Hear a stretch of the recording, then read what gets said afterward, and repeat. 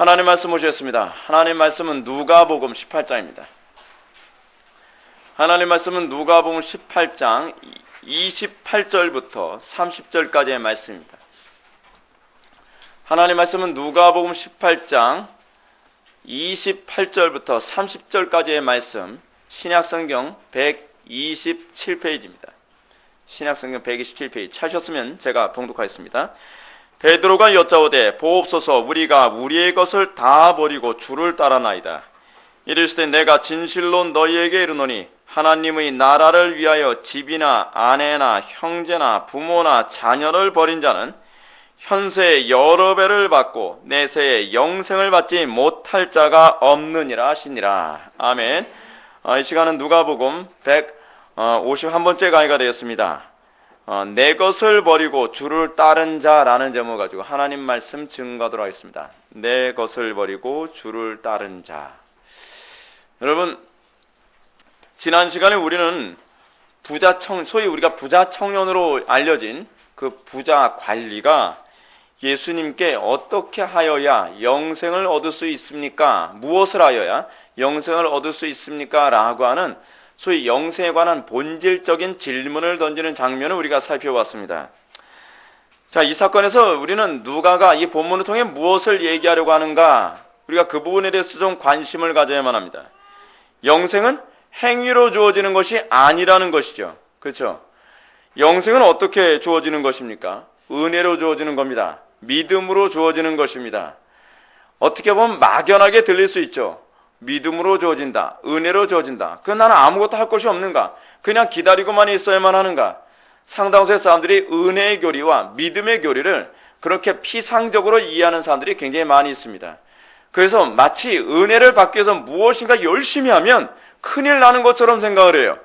그래서 은혜를 받기 위해 기도를 하면 그거 율법이다. 기도하면 안 된다. 아주 희한하죠.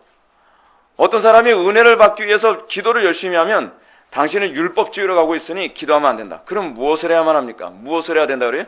말씀을 듣는 자리에 열심히 참석해야 된다는 거예요. 그럼 이게 얼마나 모순된 얘기입니까? 말씀을 듣는 자리에 열심히 참석하는 것도 뭐가 될 수 있어요? 율법이 될 수 있어요. 율법이. 근데 우리는 오늘날 은혜 교리, 소위 믿음으로 구원받은, 믿음으로 영생의 이름이라고 하는 교리를 굉장히 그렇게 피상적으로 이해하는 경향이 상당히 많이 있습니다. 예수님은 이 부자 관리가 내가 무엇을 하여야 영생을 얻으리까? 라고 했을 때 예수님은 무엇을 하여야에 관한 문제가 아니라고 말씀하십니다. 근데 무엇을 하여야에 관한 문제가 아니라고 얘기하시면서 예수님이 첫 번째 제시한 게 무엇이죠? 율법이죠. 율법. 왜 예수님이 이 관리에게 율법을 제시합니까? 율법의 기능이 있기 때문에 그래요. 율법의 기능이 뭐예요? 우리가 무능하다는 것. 우리가 우리의 힘으로 결코 의로워질 수 없다는 절망감에 빠지기 전에는 은혜의 사모함, 은혜를 구함이 우리 마음속에 자생하지가 않아요. 율법의 기능에 대해서 분명히 이해하셔야 돼요. 그래서 재미있는 게 뭐냐면 정말 하나님의 말씀대로 열심히 살려고 하는 사람이 실제로요, 은혜를 받아요. 왜 그런지 아세요? 그리고 열심히 살려고 하지 않은 사람들이 은혜를 못 받아요. 왜 그런지 아세요? 열심히 살지 않은 사람들은요, 자기가 아예 노력을 안 해봤기 때문에 율법으로 의로워질 수 있는지 없는지조차도 모르는 거예요. 여러분, 성경은요, 재미있는 게 뭐냐면 게으른 사람이 은혜를 받을 수 없다고 얘기하고 있어요. 게으른 사람이 은혜를 받는 방법이 없어요. 어떤 사람이 은혜를 받느냐? 좌충우돌해 가면서 되든 안 되든 어떻게 하든지 내 힘으로 영생을 얻으려고 애쓰는 가운데, 애쓰는 가운데, 그러면서 내 힘으로 내가 의로워질 수 없구나라고 하는 좌절도 그런 사람이 경험하는 것 아닙니까? 여러분, 우리가 교회 안에서 믿음으로 의로워졌다는 사람들이 주로 어떤 사람입니까? 대표적인 사람은 제가 말씀드릴까요? 마틴 루터예요. 마틴 루터가 믿음으로만 의로워진다는 걸 깨닫게 된 것이 뭐냐면 율법으로 의로워질 수 없다는 것에 대해서 아주 뼈저리게 경험했기 때문에 그래요. 그 사람은 행위로 의로워지려고 모든 가진애를 다 썼던 사람입니다. 고해 성사도 해보고요. 그리고 선행도 해보고요. 자기가 할 수 있는 모든 선행을 있는 대로 해봤어요. 하다못해 어떤 고행까지 해봤어요? 그 성 베드로 성당에 무슨 계단이 있다 그러잖아요. 거기를 무릎으로 기어서 올라가는 그 고행을 하면서까지도 자기가 의로워질 수 없다는 것에 관해서 절망을 한 거예요. 어떤 사람이 믿음으로 의로워져요? 그렇게 율법으로 의로워질 수 없다는 것에 대해서 철저히 절망해 본 사람이에요. 그냥 아무런 고민조차도 하지 않고 그래 믿음으로 의로워지는 거야. 예배 시간에 그냥 앉아서 믿음으로 의로워진다는 그 교리만은 그냥 경청하고 그래 아멘 내가 믿으니까 난 구원을 받겠지. 노력 필요 없어. 애쓸 필요 없어. 그냥 믿음으로 구원받는 거야. 착각하지 마십시오. 소위 오늘날 개신교인들이라고 하는 기독교인들이 믿음으로 의로워짐이라고 하는 교리를 너무 잘못 이해하고 있어요. 그래서 이 윤리도덕적으로 아주 불쾌한 수준의 모습이 나타나는 이유가 바로 거기에 있는 겁니다. 어떻게 해야 믿음으로 구원을 받는다는 걸 알아요? 여러분들이 율법으로 의로워질 수 없다고 하는 이 절망 가운데 떨어져야 된다는 거예요. 성경에서 우리들에게 얘기하는 영생에 들어가는 두 가지 방법이 있습니다. 두 가지 방법을 우리들에게 제시하는데 이거는 조직신앙에서 하는 얘기예요. 지난주에 오셨던 그 교수님 논문에도 나오는 얘기예요. 이 두 가지가 무엇이냐면 첫 번째는 온전한 순종이에요. 완전한 순종. 이것이 영생에 들어가는 첫 번째 방법이에요. 왜 완전한 순종이 영생에 들어갈 수 있는 첫 번째 방법이냐? 완전한 순종을 했다는 건 그리스도와 연합했다는 얘기거든요. 근데 그리고 두 번째로 우리가 영생에 들어갈 수 있는 두 번째 방법이 뭐냐 하면 은혜예요. 믿음으로만이에요. 믿음으로만. 완전한 순종? 그렇지 않으면 믿음으로. 근데 우리가 완전한 순종을 우리의 힘으로 할 수 있어요? 없어요? 없죠. 왜 못하죠? 아담과 하와의 범죄 이후에, 타락 이후에 우리는 그러니까 우리의 본성 자체가, 본질 자체가 악해서 선을 행할 능력이 없어요. 선을 행한다는 건 뭘 의미하죠? 선을 행한다고 하는 것은 도덕적인 것을 얘기하는 것이 아닙니다. 우리는 선을 행한다고 해서 항상 도덕적인 걸 얘기하죠. 어떤 규범적인 걸 생각하지 않습니까? 근데 선을 행한다고 하는 이 말에 대한 궁극적인 개념은 뭐냐 하면 하나님을 기쁘시게 해드림이에요. 하나님을 사랑하는 거예요. 하나님을 사랑하는 것이 그것이 선이거든요. 그것이 율법이라고 하지 않았습니까? 근데 우리가 인간의 전적 타락이라고 하는 것은 도덕과 윤리적 문제로서의 타락이 아니라 하나님을 털끝만치도 우리는 사랑하지 못하게 됐다는 거예요. 우리는 털끝만치도 하나님을 기쁘시게 해드릴 의지가 없어요. 우리는 어때요? 본성적으로? 나를 즐겁게 하길 좋아하잖아요. 내 타락한 본성을 즐겁게 하길 좋아하잖아요. 그렇기 때문에 우리의 힘으로는 온전한 순종, 완전한 순종이라는 것은 기대할 수가 없습니다. 어떠한 윤리 도덕의 문제 또는 어떤 규범을 지키는 것조차도 우리는 어떠냐면 하나님을 기쁘시게 해드리고 하나님을 영화롭게 하기 위해서가 아니라 내 본성을 즐겁게 하기 위해서 윤리 도덕을 지킨단 말이에요. 단편적인 예를 들어서 부자 관리가 그런 개념이에요. 자기가 윤리 도덕과 율법을 지키는 이유가 뭐예요? 다른 사람에게 내가 도덕적이고 내가 경건한 사람이라고 보여지는 즐거움 때문이거든요. 그러므로 우리의 힘으로는 결코 의로워질 수 없다는 첫 번째 결론에 도달하죠. 그 두 번째 결론은 무엇입니까? 그러므로 우리는 은혜만을 의지할 수밖에 없다는 거예요. 자, 근데 이제 문제가 뭐냐면 믿음으로만 의로워진다고 하는 이 말에 대해서 우리가 어떻게 이 논리에 우리가 동의할 수 있느냐에 관한 문제입니다. 자, 그 부분을 제가 여러분에게 논리적으로 좀 해드리고자 합니다. 인간이 자신의 누더기 같은 선행으로 결코 의로워질 수 없다는 것을 깨닫게 되어진다면, 자기 의로는 영생에 들어갈 수 없다고 한다면 자기 외에 다른 사람의 의를 덧입는 것밖에, 그러니까 다른 사람에게 신세를 지는 것밖에 방법이 없다는 얘기죠. 그렇죠? 근데 이제 문제가 뭐냐면, 그러면 완전한 순종을 한 그런 의로운 사람이 있느냐에 관한 질문이 나오게 되어져요. 완전한 순종을 한 사람의 덕을 봐야 되잖아요. 근데 완전한 순종을 한 사람이 인류 역사상 있어요, 없어요? only one, 유일하게 딱 한 분이 계세요. 그래서 기독교 위에는 구원이 없는 거예요. 천하 인간의 구원 얻을 만한 다른 이름을 우리에게 준 적이 없나니 오로지 구원 얻을 만한 이름은 예수 그리스도 한 분밖에 없어요. 그 이유가 두 가지 조건을 충족하기 때문에 그래요. 첫 번째 뭐냐면 예수님만 완전한 순종을 하신 유일하신 분이시고요. 두 번째 뭐냐면 그 의의를 우리에게 주실 수 있는 유일하신 분이에요. 완전한 순종을 해서 의롭다고 해서 그 의의를 우리에게 줄 수 있는 건 아니죠. 예를 들어서 제가 완전한 순종을 했습니다. 완전한 순종을 했는데 이 완전한 순종을 했다고 해서 제 의의를 제가 여러분한테 줄 수 있는 방법이 없어요. 근데 이 의의를 우리에게 주실 수 있는 분은 예수님밖에 없는데 그 이유가 뭐냐면 예수님이 하나님이시기 때문에 가능한 거예요. 그래서 예수님은 어떤 분이셔야 돼요? 완전한 인간이시면서 완전한 하나님이셔야 돼요. 완전한 인간이라고 하는 것은 무엇이냐면 우리를 대표하여 완전한 순종을 하실 수 있어야 되기 때문에 완전한 하나님이시고, 우리를 대표해서 순종하시는 그 완전한 의의를 우리에게 전가시켜 주시려면 그분이 하나님이셔야만 가능해요. 근데 예수님이 이 두 가지 조건을 갖추고 계세요. 필요 충분 조건을 다 갖추고 계신 것이죠.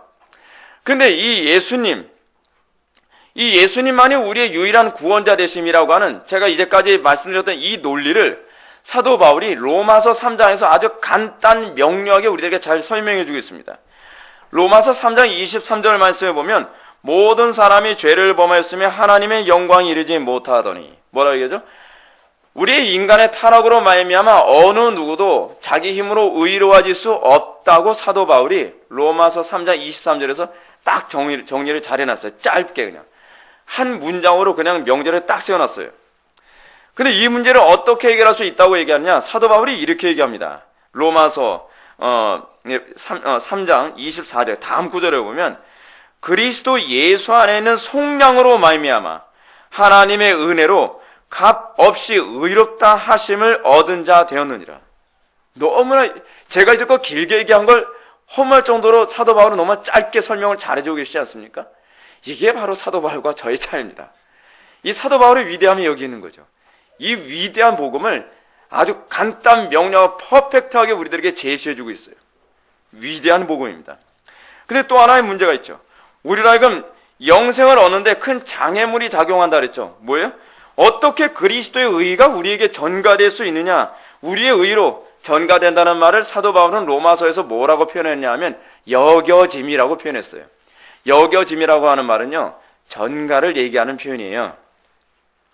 그래서 사도 바울은 로마서 4장 1절부터 3절에 이렇게 얘기하고 있습니다. 로마서 4장 1절부터 3절 한번 찾아보시겠어요? 심심하실 것 같은데. 로마서 4장 1절부터 3절의 말씀을 한번 찾아보시기 바랍니다.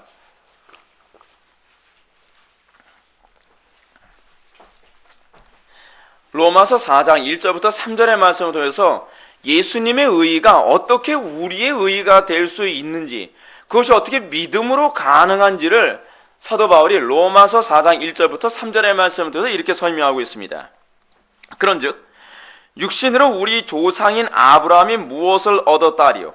만일 아브라함이 행위로서 의롭다 하심을 받았으면 자랑할 것이 있으려니와 하나님 앞에서는 없느니라. 성경이 무엇을 말하느냐? 아브라함이 하나님을 믿음에 그것이 그에게 의로 여겨진 바 뭐예요? 전가됐다는 얘기죠. 그것이 그에게 의로 전가되었느니라 라고 얘기하는 거예요. 사도 바울이 그 근거를 어디서 얘기해요? 구약에서 그 근거를 따오죠.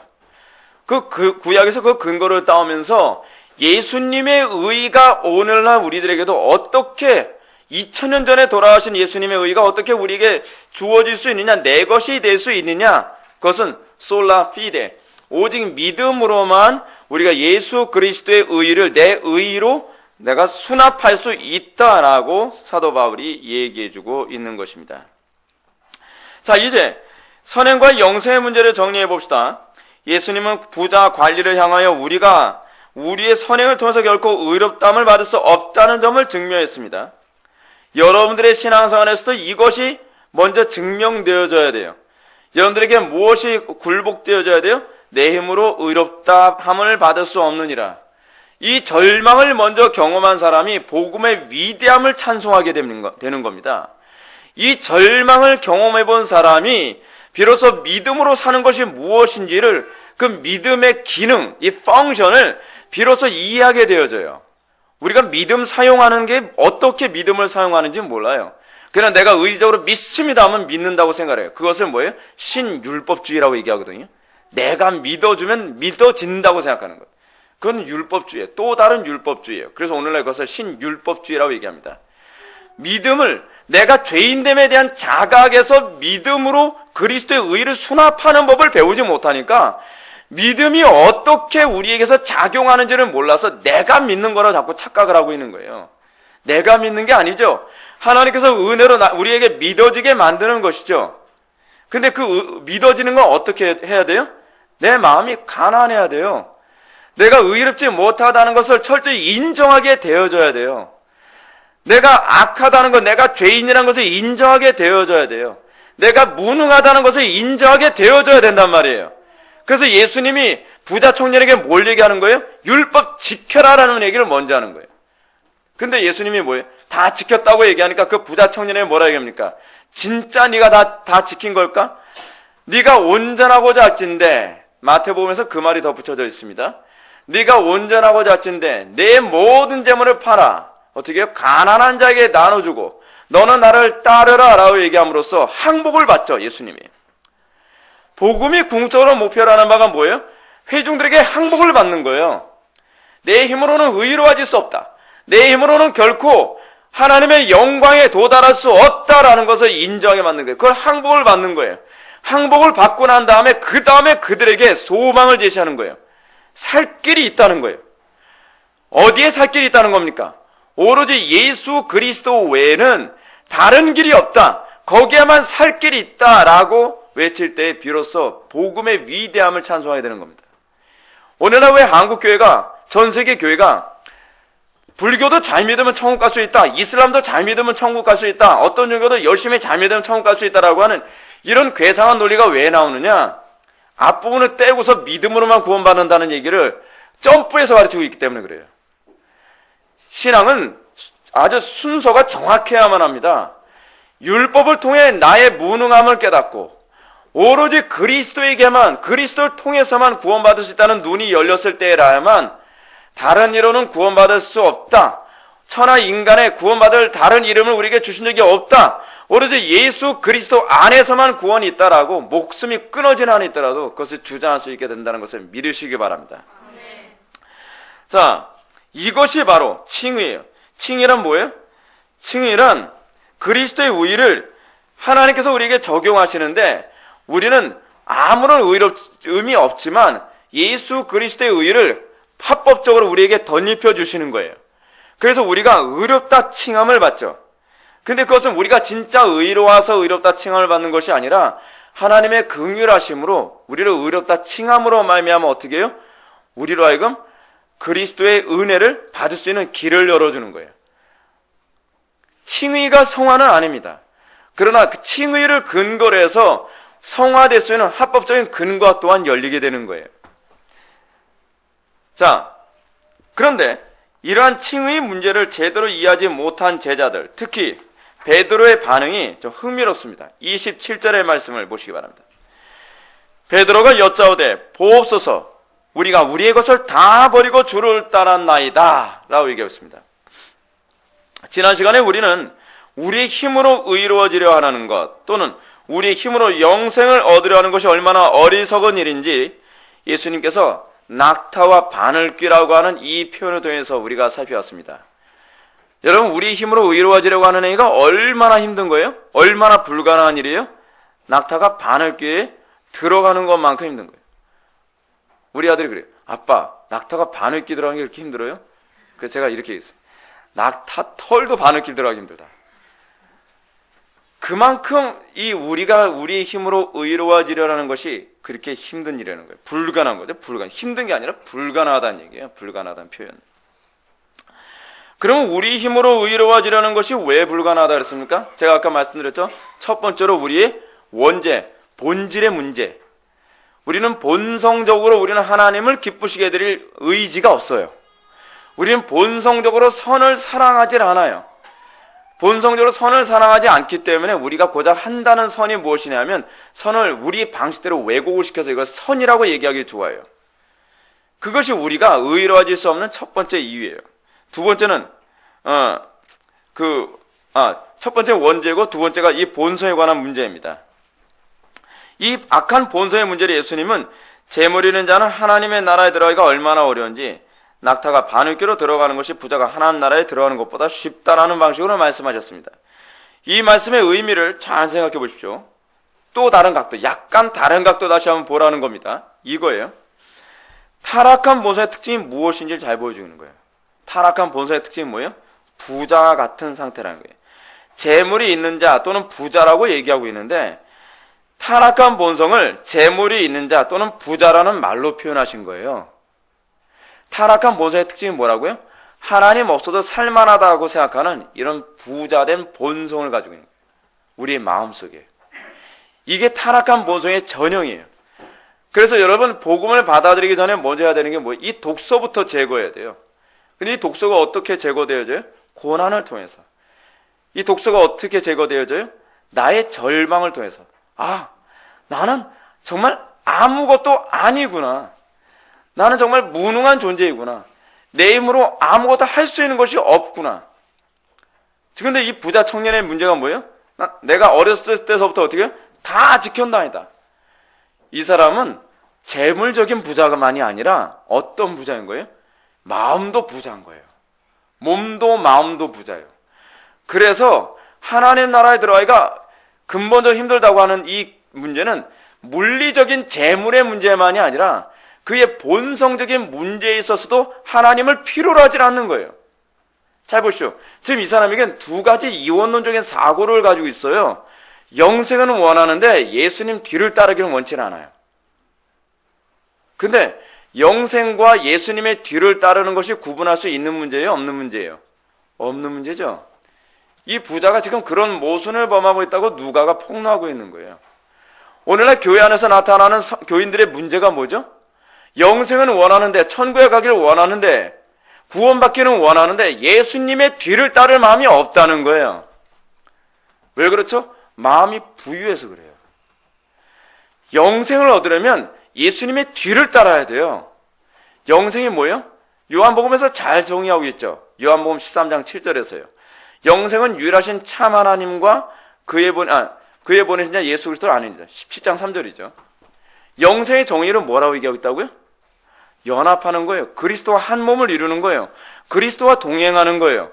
근데 그리스도와 동행하기 싫은데 영생에 들어가고 싶다는 거예요. 사도 바울이 누가는 이 부분을 통해서 우리가 영생에 대해서 정의를 바르게 내려야 된다고 얘기하는 거예요.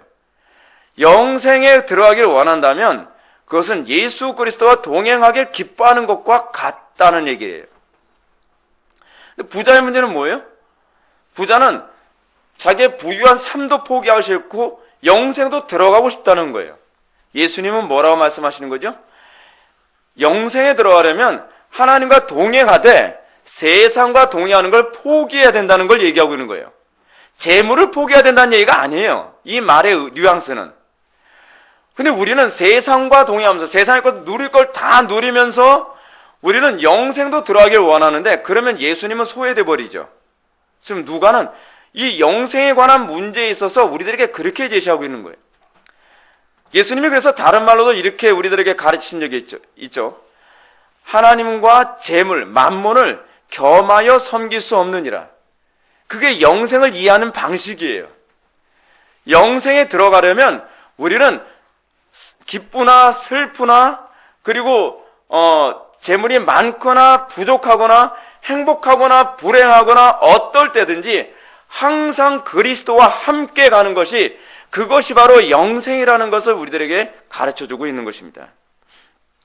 그런데 이 시점에서 베드로는 예수님 앞에서 보옵소서 우리가 우리의 것을 다 버리고 주를 따랐나이다 라고 얘기하고 있다는 거예요.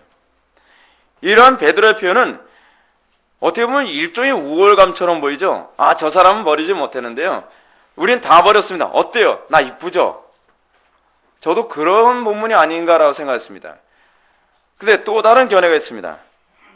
베드로는 지금 하나님의 은혜로 자신들이 이렇게 모든 것을 다 버리고 주님을 따르게 됐다는 것을 감사하고 있으면서 과연 우리가 그럼 구원을 받을 수 있는 상태입니까? 라고 의문을 갖고 있다고 하는 거예요. 근데 저는 이 후자의 그 접근이 더 타당하다고 봅니다. 로버트슨이 이렇게 얘기합니다.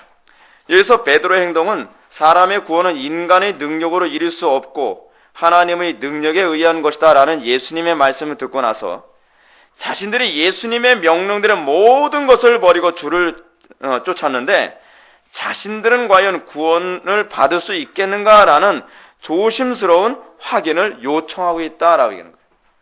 저는 이 말에도 동의가 돼요. 왜냐하면 뒤에 나오는 그 대화를 다 훑어보면 문맥상 이 부분은 그렇게 얘기하는 것이 틀림이 없어요. 베드로가 지금 뭐라고 얘기하는 거라고요? 우리는 모든 걸 다 버리고 주님을 쫓았습니다. 그렇다고 한다면 우리가 과연 구원을 얻는 데 합당한 상태입니까? 라고 베드로가 질문을 던지고 있는 거예요. 자, 29절과 30절의 말씀에서 이 의도가 더욱더 선명하게 잘 드러납니다. 이르되 내가 진실로 진실로 너희에게 이르노니, 진실로 한 번이네요. 내가 진실로 너희에게 이르노니 하나님의 나라를 위하여 집이나 아내나 형제나 부모나 자녀를 버리는 저린 자는 현세 여러 배를 받고 내세 영생을 받지 못할 자가 없느니라 하시니라. 여러분, 여기서 항상 그 예수님이 어떤 특별한 강조, 그리고 반드시 이루어진다라고 하는 이런 어떤 강조와 어떤 확신을 줄 때에 예수님이 항상 하시는 어법이 있어요. 진실로예요, 진실로.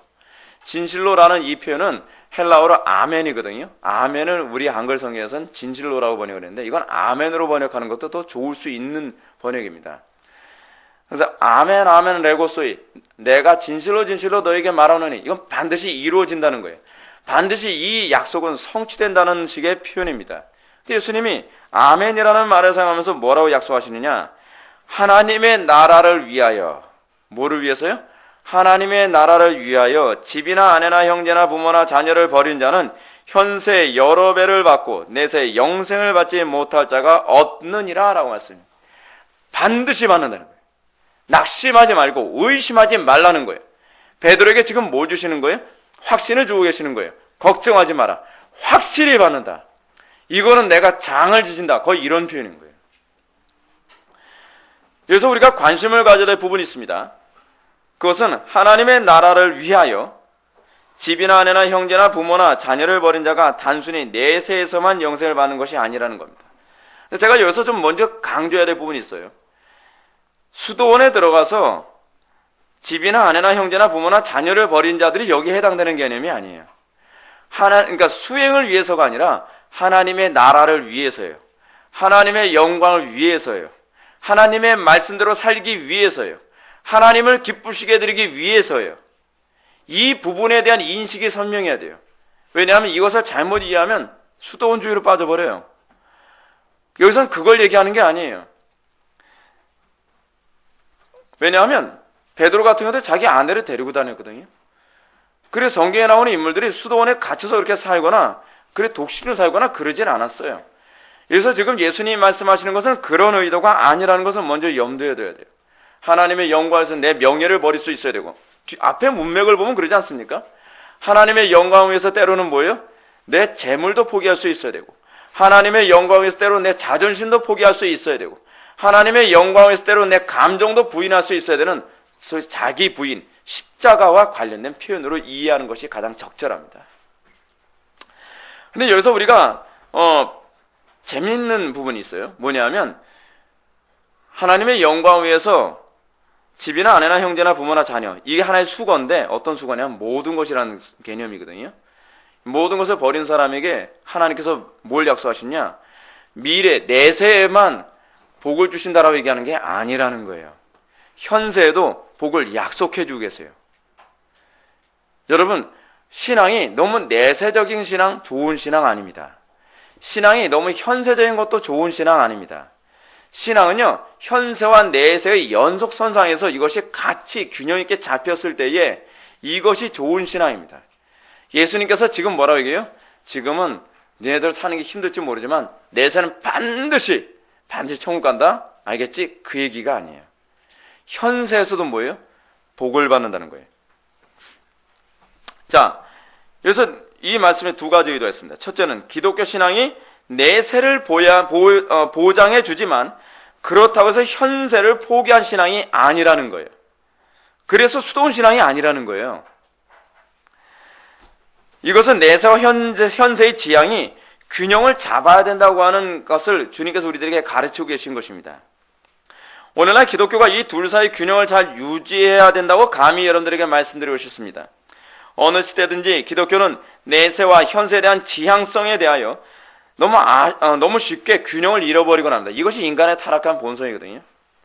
이 균형을 잃어버릴 때마다 기독교는 극단적인 이원론에 빠져요. 그래서 너무 내세만 추구하고 현세를 너무 무시하면 어떻게 되느냐? 무율법주의나 그 참 극단적인 율법주의, 수도원주의로 빠져버려요. 이게 바로요, 너무 내세지향적으로만 살아가는 사람들이에요. 그래서 내세지향적으로 살아가는 사람들 어떻게, 이 땅에서 어떻게 살아도 상관없다. 천국만 가면 된다. 왜 자꾸 이런 현상이 나타나죠? 주님과 동의한다는 개념이 없어서 그래요. 또는 너무 율법주의적으로만 살아가요. 수도원에 갇혀서 밖으로 안 나가면서 세상에 때가 묻을까봐 두려워가지고서 말이에요. 수도원 안에서만 천국 갈 날만을 기다리면서 맨날 성경만 읽고 맨날 기도만 하고 맨날 성경만 읽고 맨날 기도만 하고 그리고 맨날 고행하고 방 안에 들어서 맨날 철떡철떡 자기 막 채찍질하고 내 타락한 모습을 죽여야 돼. 철떡철떡. 나중에 아프니까 책상 치고 남들 안 볼 때. 실제로 있었던 일이에요. 실제로요. 그 가톨릭 대학 안에서 어떤 사람이 그런 걸 본 적이 있었다 그러잖아요. 신부 되려고 그랬다가. 근데 여러분, 이게 왜 자꾸 이런 현상이 나타나는가? 왜 자꾸 이런 극단적인 금욕주의를 빠지는가? 너무 내세지향적으로 가서 그러거든요. 여러분들도 잘 점검하셔야 돼요. 또 현세만 중요시하고 내세를 등하시하는 사람의 특징이 뭐냐면 기복주의나 사회혁명주의로 또 기울어버려요. 근데 문제가 뭐냐면 오늘날 개혁주의를 추구한다는 교회들 중에서 다 그런 건 아니지만 몇몇 교회들이 너무 이 내세지향적인 교회들에 대한 반감을 가지고 현세의 개혁과 현세의 사회혁명에 대해서, 사회 변혁에 대해서 너무 이것에 치중하다 보니까 뭐로 가버리냐면 사회혁명주의로 가버리는 경향이 있어요. 또 극단으로 가버린 거예요. 극단으로요. 사회를 변혁시키기 위해서 어떻게 해요? 교회가 들고 일어나야 된다는 거예요. 힘을 써야 된다는 거예요. 너무 사회 변혁에만 몰입한 교회들은 복음을 통해서, 잘 들으십시오. 이 차이가 미묘해서 구분이 잘 안 될 수 있어요. 복음을 통해서 사람들을 변화시키고 그들을 통해서 사회를 변화시키는 것이 아니라 사회주의나 시민혁명주의 또는 마르크스 레닌주의까지도 손을 잡으면서 세상을 자꾸 변혁시켜야 된다는 거예요. 때로는 물리적인 방법을 사용하고 선동이라는 방법도 사용하고 데몬스트레이션 같은 것도 사람들이 거침없이 사용을 해요. 사실 이 둘은 좀 너무 모호해 보일 수도 있을 정도로 비슷해 보이지만 실제로는요, 근원부터 다릅니다. 왜냐하면 사회혁명주의를 가고 있는 개혁주의 교회들은요, 실제로는 너무 이 현세만을 바라본 나머지, 현세의 변화만을 너무 바라본 나머지 내세에 대해서 눈이 어두워진 거예요. 실제로요, 우리 개혁주의는 원래 현세에서 아무리 개혁을 해도 완전한 개혁은 없다고 봅니다. 그래서 영원한 내세를 바라보는 거거든요. 이 땅에서 우리가 정말 뼈골 빠지게 하나님의 영광을 살아가지만 완성은 언제 일어난다고 보는 거예요?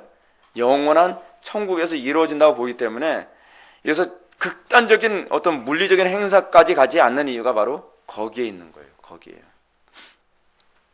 아무튼 우리 주님께서 여기서 말씀하시고자 하시는 것은 우리 가운데 하나님의 나라를 위해서 집이나 아내나 형제나 부모나 자녀를 버린 자가 이 땅에서 아무런 보상이 없을 것이라고 생각하지 말라는 거예요. 틀림없이 보상이 있어요.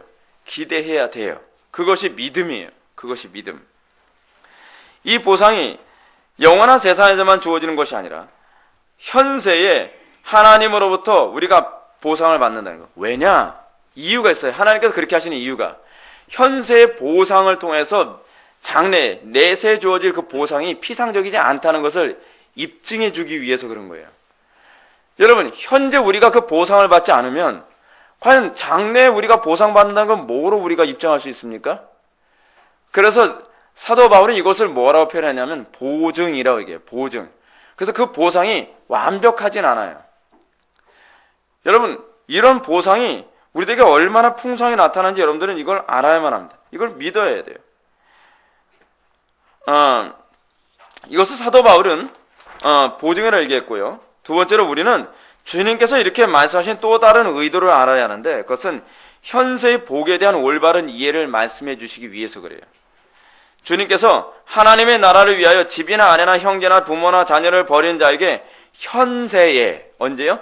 현세에 여러 배를 받게 된다라고 하는 것을 너무 물리적으로만 이해하지 말라는 거예요. 물리적인 것도 있다는 거예요, 없다는 거예요? 있어요. 틀림없이 있습니다. 근데 이 물리적으로 우리들에게 보상을 주시는 이유조차도요, 이것은 뭐냐면 내세적인 보상에 대해서 믿음을 강화시켜 주시기 위해서 주시는 거예요. 내세의 보상의 확신을 강화시키기 위해서 물리적인 보상을 현세에 여러 배 주시기도 하는 것이죠. 이런 사실은 창세기에 나오는 믿음의 조상들이나 욥이 받은 복들, 물리적인 보상 아닙니까? 오늘날에도 여러분 이런 식으로 보상을 받는 사람들 많이 있어요. 그리고 뿐만 아니라 기독교가 들어간 나라마다 물질적인 풍요가 예외 없이 주어졌다는 점도 이걸 우리가 부정할 수 없는 일이에요. 이것을 부정하거나 이것을 기복주의라고 얘기한다면 복음을 잘못 이해하고 있는 것이죠. 뿐만 아니라 여러분 하나님의 말씀대로 여러분 가정을 포기하고 또는 아내를 포기하고 그렇다고 해서 여러분 가정이 쑥대밭됩니까? 아니에요. 오히려 하나님의 말씀대로 삶으로 말미암아 소위 모든 것을 버리고 예수님을 따름으로 말미암아 그 가정이 비로소 천국이 이루어져요. 그리고 그의 사업이 비로소 안정이 돼요. 그의 일생이 비로소 균형을 잡게 되어져요. 신기하죠? 왜 그런 거죠? 이게 바로 보증으로 우리들에게 보상을 주시는 거예요. 그렇기 때문에 여러분들이 하나님의 나라를 위해서 모든 것을 버렸다고 해서 내가 망할 거라고 생각하지 마십시오. 성경에 나오는 많은 인물들이 모든 것을 포기하는 가운데 하나님께서 오히려 결정적인 순간에 높여주신 것을 보여야 됩니다. 제가 다른 교회에서 부교육자 생활할 때 교회에서 인정받고 교회에서 칭찬받는 걸 포기하면서 사역을 하니까 나중에 끝까지 믿음으로 가니까요. 나중에 수적으로도 부흥이 되고 그리고 교회적으로도 인정받고 존경받고 박수를 받게 되더라는 거예요. 근데 그것이 비성경적인 게 아니에요. 그것이 성경적인 거예요.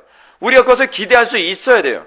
그것을 기대하는 것이 또한 믿음이라는 것을 믿으시기 바랍니다. 그러나 더 중요한 것이 무엇이냐면 여기서 현세에 여러 배를 받는다는 이 표현이 영적인 것이라는 것을 여러분들 더 정확하게 알아야 돼요. J.C. 라일 감독이 이 부분을 아주 잘 표현해주고 있습니다. 잘 들어보십시오.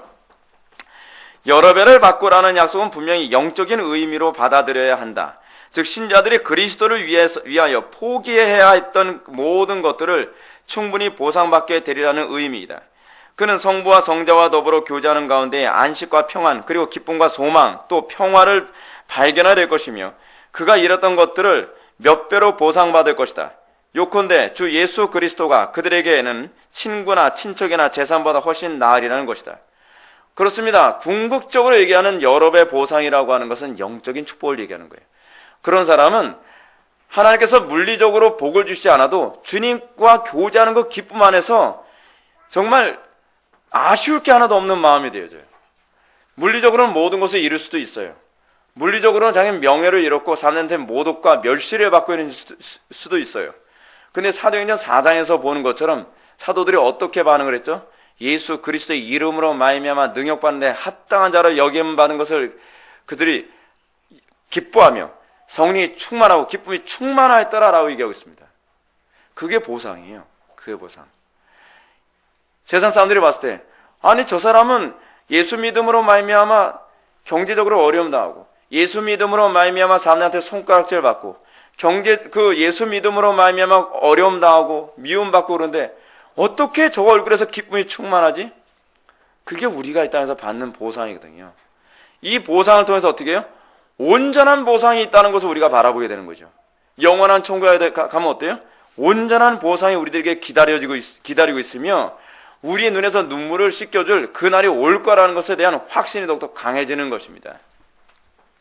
그렇습니다. 우리 주님께서 지금 약속하신 여러 배의 보상이란 성령 안에서 그리스도와 교제하는 가운데 얻게 되는 충만한 위로를 말합니다. 이 보상은 물리적인 것으로 채워지는 것하고는 비교할 수 없을 만큼의 더 충만함이 있습니다. 가히 여러 배라고 말하는데 이것은요 사실은 돈의 몇 배의 성공이나 몇 배의 출세나 몇 배의 명예로도 채울 수 없을 정도의 위로가 될 것입니다. 자 이제 마지막으로 저는 베드로가 예수님을 향하여 보옵소서 우리가 모든 것을 우리가 모든 우리의 것을 다 버리고 주를 따랐나이다라는 발언에 대하여 보상의 약속을 하신 후에 병행을 이루는 마태복음 본문에서의 본문을 추가로 한번 인용해서 여러분들한테 한번 좀 살펴보고자 합니다. 마태복음 19장을 보면 19장 30절 말씀을 한번 펴보시기 바랍니다.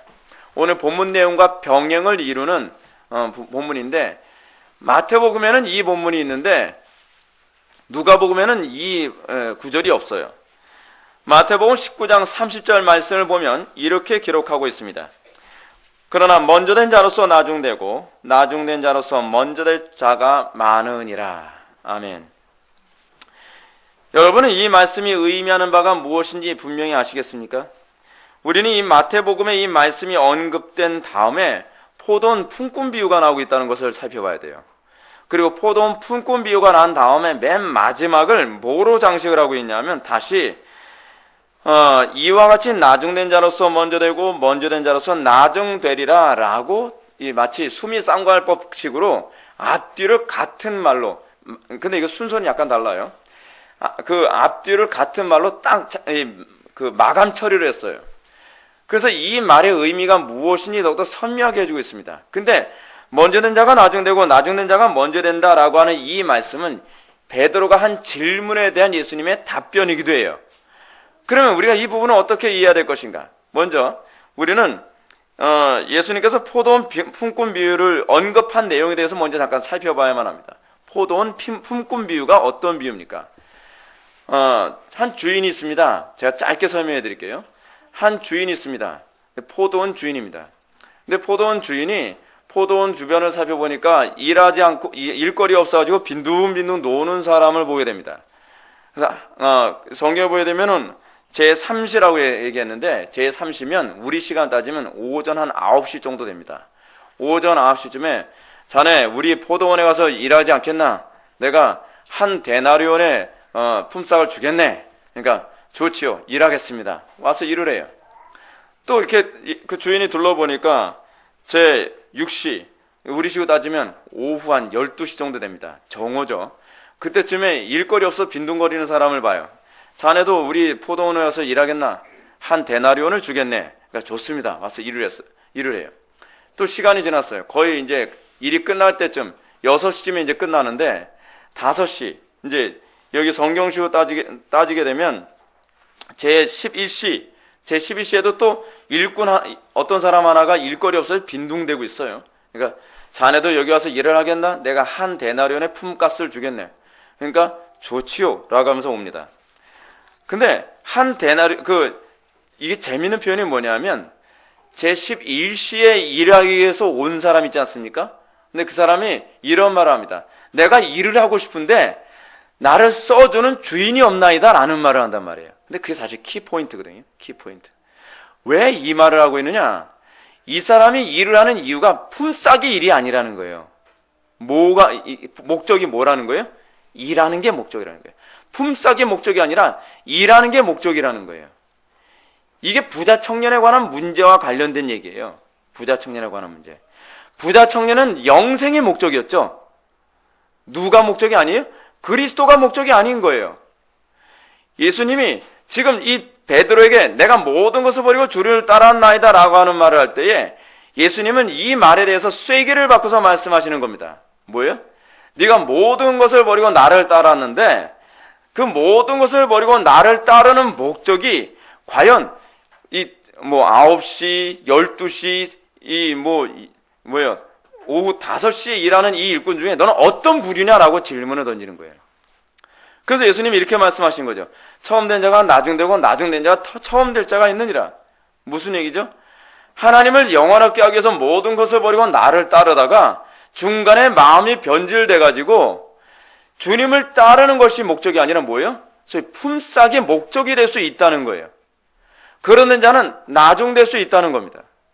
신앙의 목적, 제가 지난 금요기도 때도 여러분한테 그런 말씀 드렸습니다. 신앙의 목적, 인생의 목적이 뭡니까? 주님과 동행하며 사는 거예요. 주님의 임재 아래 살아가는 거예요. 창세기부터 요한계시록 전체의 큰 흐름이 뭘 얘기하는 거예요? 하나님의 임재 아래서 성도가 어떻게 살 것인가에 관한 문제예요. 성전 건축이라는 개념을 얘기할 때도 성전 건축이 뭐예요? 하나님과 동행하기 위해서 성전을 건축하는 거란 말이에요. 근데 우리가 하나님과 동행하는 데는 관심이 없고 영생에만 관심이 있어. 이게 오늘날 한국교회 교인들의 심각한 문제거든요. 그러니까 내가 영생을 얻을 수 있겠나이까 없겠나이까? 지금 베드로가 그 질문을 하고 있죠. 근데 예수님이 첫 번째는 뭐라 얘기해요? 하나님의 나라와 영광을 위해서 모든 것을 버린 사람이 반드시 어디에 들어간다? 영생에 들어간다. 그러나 영생에 들어가는 것 자체가 목적이 되는 이 부자 청년이 돼서는 안 된다는 거예요.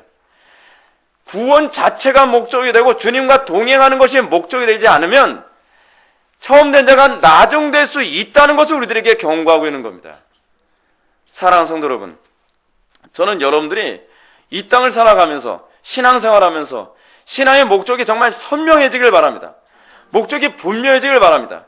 여러분들 하루하루 일주일 또는 1년을 살아가면서 여러분들 도대체 뭐 때문에 교회를 나오는 겁니까? 뭐 때문에 신앙생활하는 겁니까? 뭐 때문에 기도생활하고 뭐 때문에 예배를 드리고 있는 것입니까? 이 부분이 흐트러지면 곤란합니다. 그렇지 않으면 이런 현상이 나타나요. 처음에는 여러분들이 은혜 받고 싶어서 교회에 왔습니다 했다가 우리 교회 찾아와서 신앙생활하면서 점점 처음 된 자가 나중 되고 나중 된 자가 처음 되는 일이 계속 나타나요. 저는 우리 교회에서 수도 없이 그걸 봅니다. 점점 신앙생활의 목적이 주님과 동행하는 것이 아니라 주님과 동행하는 것은 점점 희미해져 가는데 자꾸 그래 뭐 구원만 받으면 됐지, 뭐 인생에 더 이상 고민 없으니 내가 별로 기도 생활 안 해도, 내가 경건 생활 안 해도, 내가 하나님 말씀을 정확하게 안 살아도, 하나님 영광에서 내가 헌신하고 충성하지 않아도 별로 걱정 없다는 거예요. 여러분, 포도원 품꾼 비유가 우리에게 주는 메시지가 이겁니다. 처음 된 자가 나중 되고 나중 된 자가 처음 되는 사람. 어떤 사람이 이렇게 된다고요? 품삯이 목적이냐? 그렇지 않으면 내가 주인을 위해서 일하는 것이 목적이냐고 하는 문제예요. 표면적으로는 다 같이 일을 하죠. 근데 의도가 달라요. 예수님이 우리에게 던지는 마지막 질문이 이것입니다. 너희들이 일시가 되지 않도록 주의하라는 겁니다. 성경에서 나오는 일시의 대명사가 있죠. 대마죠, 대마. 대마가 어떤 사람입니까? 그가 틀림없이 그리스도를 따르기 위해서 모든 것을 버리고 그는 바울과 선교 사역을 같이 했을 겁니다. 그러나 대마에 관한 성경의 가르침이 무엇입니까? 대마는 세상의 것이 좋아서 나를 버리고 세상으로 돌아갔느니라. 이것이 대마예요. 신앙의 목적이 불분명한 겁니다. 신앙의 목적이 선명하지가 않은 거예요. 도대체 뭐 때문에 예배당에 나오고 도대체 뭐 때문에 예수를 믿는지조차도 불분명한 거예요. 그래서 신앙생활에서 뭐가 돼요? 인생이 혼란스러워 시작하는 거예요. 도대체 내가 왜 교회에 나오는 거지? 젊은 시간을 내가 왜 교회를 나오면서 내가 시간을 이렇게 낭비하는 거지? 낭비입니까? 아니면 이게 본질입니까? 신앙생활이 본질이라고 여겨지지 않고 이것이 낭비라고 여겨지는 사람들이 많이 있습니다. 사랑하는 성도 여러분, 저는 주님의 이런 경고를 마음에 새기기를 강권하고 싶습니다. 우리가 지금 다른 사람들보다 더 먼저 이렇게 하나님의 은혜를 받은 존재요, 나는 하나님의 영광 위해서 나는 신앙생활을 하게 된 존재라고 쉽게 자부하지 마십시오. 그 마음이 계속 지속되고 있는지 좀 질문을 던져보십시오. 언제부터인가 여러분들은 구원만 받으면 돼 라고 하는, 여기서 한 데나리온은 구원을 얘기하는 표현이거든요. 구원이라고 하는 한 데나리온, 영생이라고 하는 이 한 데나리온 밖에는 관심이 없고 주님을 기쁘시게 되고 주님의 뒤를 따르는 데는 별로 관심이 없어졌다면 나중된 사람입니다. 여러분, 이거 정말 심각하게 생각해야만 합니다. 제가 목회하면서 교회 안에 수도 없이 이런 사람들 많이 봅니다. 이걸 심각하게 생각하지 않은 사람은 약이 없습니다. 사랑하는 성도 여러분, 인생의 제일 되는 목적이 무엇입니까? 웨스트민스터 신앙고에서 제일문이 강렬하게 우리들에게 얘기해주고 있습니다. 영생이 아니에요. 천국 가는 게 아니에요. 구원이 아니에요. 하나님을 영화롭게 하는 것과 영원토록 그를 즐거워하는 것입니다. 다 같이 기도하시겠습니다. 사랑이 많으신 하나님 아버지, 우리가 오늘 이 시간 우리의 모든 것을 버리고 주님을 따랐다는 이 신앙 고백이 우리에게 얼마나 중요한 고백인지를 다시 한번 뒤돌아보게 됩니다. 아버지 하나님, 그러나 우리의 인생의 목적이 우리의 모든 것을 버리고 따랐으니 우리에게 보상이 주어질 거라는 것에 너무 초점 맞추지 않게 하여 주옵소서. 우리의 궁극적 목적은 그리스도를 따르는 것이지 한 데나리온이 아닌 줄 압니다. 우리의 마음이 변질되지 않게 하여 주시고 처음 된 자로서의 이 모습을 경주하는 자처럼 1등의 자리를 놓치지 않기 위하여 힘쓸 수 있게 하여 주옵소서. 예수님의 거룩하신 이름으로 기도올렵나이다. 아멘.